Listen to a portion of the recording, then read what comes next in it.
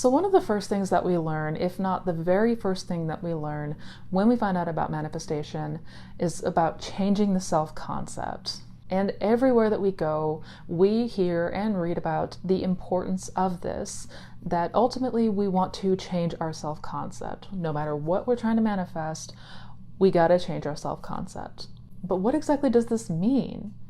And how the hell do we change our self-concept? And this is a question that I get asked often because it can be understandably a little bit vague, and there's not very much a clear answer as to how to go about doing this. So in today's video, I'm going to change that. I'm going to lay out for you step by step exactly what you want to do to change your self-concept, how I went about doing it, and give you some helpful tips and resources along the way. So if you are new here, hi, I'm Missy Renee. And if you are interested in learning more about manifestation, then definitely be sure to subscribe to the channel. And if you enjoy the content, hit that thumbs up button. Because to be clear, this is the most important thing that we can do. And no matter what we're trying to manifest, the only way that we can bring about the change that we desire on the outside is to first see the change coming from within. So yes, changing your self-concept is a must. And for many of you, you've probably already heard about this or know what self-concept is, but just to reiterate, for anyone who may be new, your self-concept is the sum total of your beliefs and assumptions about yourself, other people, and the world around you. It is your identity. It is the story that you have been telling yourself and the story that you have been subscribed to based on your beliefs, based on your experiences, based on your circumstance. It is the culmination of all of the ideas that make you you. And everything that we encounter in the 3D, everything that we experience, every event, every circumstance is the result of this self-concept. This is everything that we are identifying with. And whatever it is that we are identifying with, or whatever we are identifying as, is what is going to determine the state of consciousness or the reality that you experience. So it is important to note that no matter what change you desire to see, the only way that it comes about is first through a change in the conception of self. Your beliefs and assumptions about who you are and who other people are and what you feel is true for you must change. So when we are starting on this journey, the first thing that we want to do, and step number one in changing this conception of self, is we need to define our aim. We want to have clarity on what exactly we desire to experience and what that looks like. And to be clear, this is not just you saying, oh, I want a specific person. I want this person over here. It's not just saying, oh, well, I want $1 million.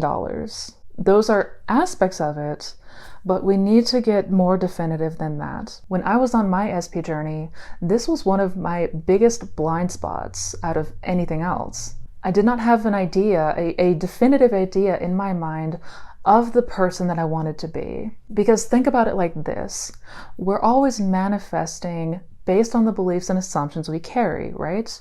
The beliefs and assumptions we carry is going to determine the state of consciousness or reality that we experience. The state of consciousness is basically the ideal reality and what that looks like. So if we desire to manifest this change and move into this new state, we must first begin to identify with it in imagination. Here specifically, with defining your aim, you want to make sure that you are getting very crystal clear on the state you desire, and specifically what the version of you who already has everything that you want. So as an example, with a specific person, you want to get clear on that version of you that is already in a loving relationship with your person. Because here's the thing, most of us are not doing this. Most of us are not getting a clear, definitive aim and a clear picture in our mind of the state of consciousness we desire, and specifically the version of us that has our desire. If I ask you right now to describe to me your desired self, like the version of you that has what you want, could you describe them? What do they look like? What are the characteristics of them? What do they enjoy doing? How do other people describe that version of you? How does that version of you describe themselves? And most of us are not considering this. When asked that question, for most people, we have no idea, because we have not taken the time to get familiar with that version of us that has the desire that we want. And just to make sure that I'm being super clear here, the reason that this is so important is because there needs to be a radical change in the self in order to see a lasting change or outcome. If we're always manifesting based on the beliefs and assumptions and who we believe we are, what we assume and believe about other people, then we want to make sure that we are lining up with that. We want to make sure that we are lining up and are compatible with that state of consciousness. And we're not going to know what that state of consciousness looks like or what that reality looks like if we don't take a moment to really define our aim.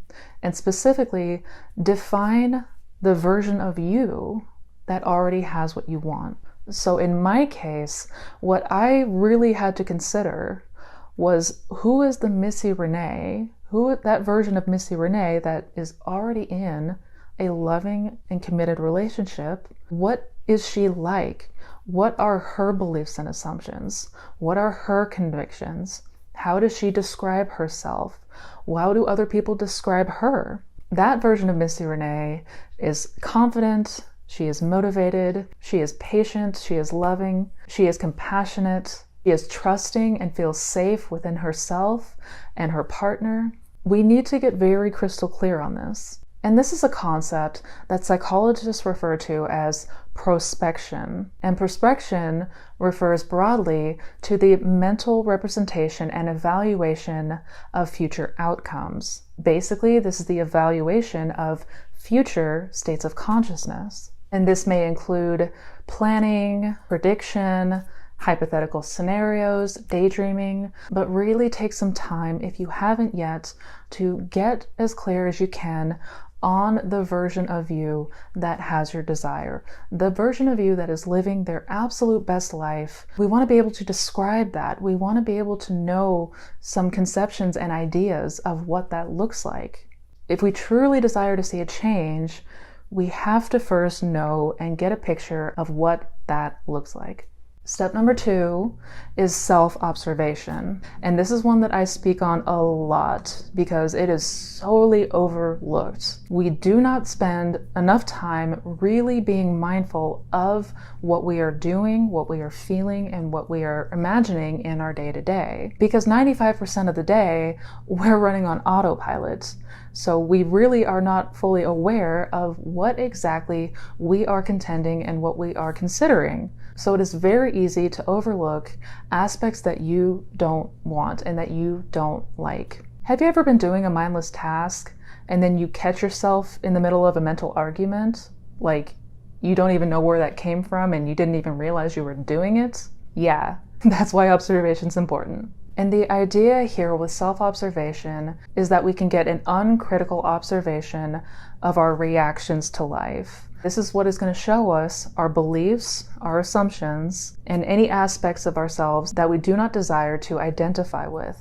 This is your limiting beliefs. It could be the belief that you're not good enough, that you're not smart enough or pretty enough. It could be that you're never chosen. This could be fears of abandonment or rejection. We want to get clear through self-observation the self that we desire to change. All right, now that we have defined our aim, or we've gotten very clear on the person that we desire to be, the version that has the thing that we want, and we have been observing the self or the state that we want to change, with these two things clearly defined, we must then begin to notice our reactions through our day-to-day. With these two things clearly defined, we then want to take note throughout the day our reactions in regards to our aim. Basically, we want to take note if we are showing up as the person that we desire to be, based on our reactions, which leads us to step number 3, and that is embodiment. And the definition of embodiment literally means a tangible or visible form of an idea, quality, or feeling. And this is where imagination comes in. This is where the power of your imagination comes in, because we want to imagine ourselves as the person that we desire to be, the version of you that has your desires, that is living their best life. We want to start to get a tangible idea of that. And this is where techniques come in. And this could take the form of visualization, affirmations that resonate with us and that feel really good, help us to really tap into that version of us. Start to become and feel as the person we desire to be. One of the main things that I did was I imagined encounters where I would hear people confirm that I was now showing up in this way. They would confirm the changes that I desired to see, and I would hear this out in my imagination. And for me, this was things along the lines of, Missy, oh my God, what has happened to you? Your confidence is through the roof. Girl, I have never seen you so happy. You are literally glowing. You have grown so much. It's incredible. What's your secret? But it is totally up to you how you want to do this. Everybody's going to resonate with a different technique or a different method of imagining. We just want to really begin to shape and mold and get a tangible form of this idea or this feeling. We want to get the representation of it. We want to get in our mind the best idea of how we would be and how we would show up as the version of ourselves that we desire to be. And lastly, number 4, we want to persist in doing this. We want to persist in the embodiment of being who we want to be in imagination. We want to continue to get familiar and really get to know the version of us that we desire to be, and all of the aspects, all of the qualities, all of the ideas, the new beliefs, the new assumptions, the characteristics. We want to flesh out and really be clear on what this looks like. Because again, if we do not have an aim and we don't know what this looks like, this is where it becomes so easy to get lost. This is where we get stuck, and this is where we just start fixating again on what we don't want. But when we have those aims and we have those conceptions and we see clearly what we desire to change within us, then we just want to continue to embody that. We want to continue to persist in being in imagination the person we want to be. And more that you do this, it's going to begin to bleed over. It's going to leave an impression.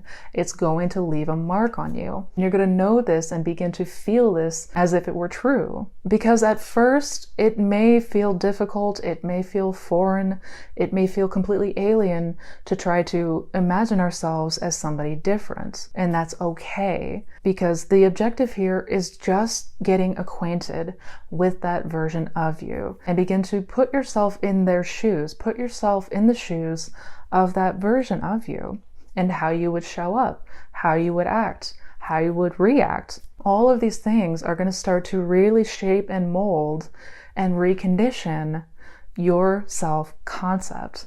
And lastly, how do we know if we are actually, in fact, changing our self-concept? What are some ways that we can tell that we are, in fact, doing this right? You'll know if you are doing this right based on your reactions. Your reactions will tell you everything that you need to know about your conception of self and the dominant state that you occupy. It's in our reactions that we can see whether or not we are living in the end or not, if we are living in imagination and feeling into the version of us that has our desire. So we want to pay close attention and take note of how we react in our day-to-day. And let me give you an example to break this down. Let's say that I am messaging my specific person. And let's say that I send him a message and a few hours go by and no words, no hearing from him. Perhaps several more hours go by and still radio silence. Well, if my self-concept is not great, if perhaps I am still battling feelings of abandonment or fears of rejection, then I'm probably going to react in a negative light. I'm going to get fearful, I'm going to get angry, I'm going to get sad, I'm going to start thinking things like, oh my God, why isn't he talking to me? Why does this always happen? What is he doing? Is he with somebody else right now? If those are the kinds of reactions that I'm having in those circumstances, then it's pretty safe to say that my self-concept is not that great. Now let's take the same example. Now let's say instead that I message my person and the same thing happens. A few hours go by, perhaps several hours go by, and still no word from him. Only this time, I don't react negatively at all. I think to myself, he's probably at work, he's probably busy, he'll get back to me. It's no big deal. And then sure enough, he messages me and says, I'm so sorry, my phone broke, I just got a new one, what's up? Now we can see that the same exact set of circumstances, the same exact scenario played out, but I reacted very differently based on that same hypothetical scenario. This is going to tell you everything about your self-concept and where you are truly dwelling, and if you are truly living in the end or not. And there's absolutely no need to be worried if you are still reacting from a state that is not ideal. It's okay if you are still having negative reactions. In fact, that's normal. That is a completely normal part of this process. So long as we continue to get clear on that aim, observe, and really persist in embodying the version of us that we desire to be in imagination, you will see change. So if you haven't already, I want you to first and foremost get very, very clear on your aim, and not just what you want, but getting clear on the version of you that has it and what their beliefs are, what their assumptions are, who that version of you is. Contrast that to your observations and where you are now, and then start to embody that version, embody that aim that you desire to be. And this is exactly what I did to change my self-concept, to go from somebody who was deeply afraid, deeply fearful, terrified of abandonment, terrified of rejection, low self-esteem, low self-worth, to somebody who now feels so confident in herself, who feels so relaxed in herself, who knows her worth and feels grateful every day for her blessings. And I am thankful every day for this experience. To say that it's night and day would be a complete understatement. So instead of trying to get what you want, instead of trying to change something on the outside, I want you to really start to embody the new version of you. Get as clear and concise on who that person is, their goals, their dreams, their aims, and really start to go all in. Really start to capture in your imagination what life is like as the version of you that already has what they want. Because once you do this, and once you get more and more familiar with what this looks like, what this feels like, and make it natural for you, this is how you're going to manifest literally anything that you want. So I hope you guys found this video helpful. I hope you enjoyed it. If you did, please be sure to give it a thumbs up. And if you are interested in checking out any of my other resources, I have links down below to my coaching programs, my workshops, courses, and masterclasses, my blog, my podcast, my social channels. I got a ton of stuff in that description box, so be sure to check it out. Also be sure to check out the other videos on this channel. Make sure to check out my Manifestation Fundamentals playlist. Each video is a different topic, but it all pertains how to manifest the best life ever. So until we meet again, you guys, as always, please take care, be well, and never forget that you're always living in the end. So choose wisely. Happy manifesting, guys.